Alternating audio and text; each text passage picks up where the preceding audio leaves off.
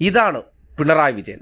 കേരളത്തിലെ സംഘപരിവാർ മനസ്സുള്ള മാധ്യമപ്രവർത്തകരാൽ കുത്തി നിറയ്ക്കപ്പെട്ട് അവരാൽ സൃഷ്ടിച്ചെടുത്ത നരേഷനുകൾക്കപ്പുറം എവിടെയൊക്കെ സംഘപരിവാർ വിദ്വേഷം ഉയർത്തുന്നുണ്ടോ അവിടെയെല്ലാം പ്രതിരോധമായി ഇടതുപക്ഷവുമുണ്ട്, പിണറായിയുമുണ്ട്.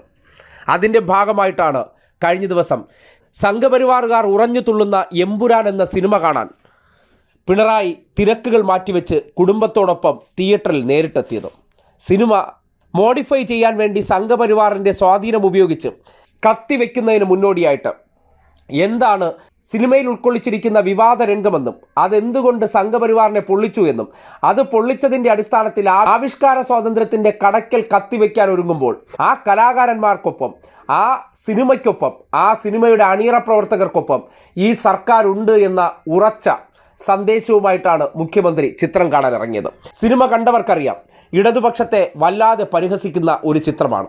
പ്രത്യേകിച്ച് സിനിമയുടെ സ്ക്രിപ്റ്റ് റൈറ്ററായിട്ടുള്ള മുരളി ഗോപി അദ്ദേഹത്തിൻ്റെ പല സിനിമകളിലും പിണറായി വിജയനെ തന്നെ വല്ലാതെ ഇകഴ്ത്തിയിട്ടുണ്ട്, വല്ലാതെ പരിഹസിച്ചിട്ടുണ്ട്.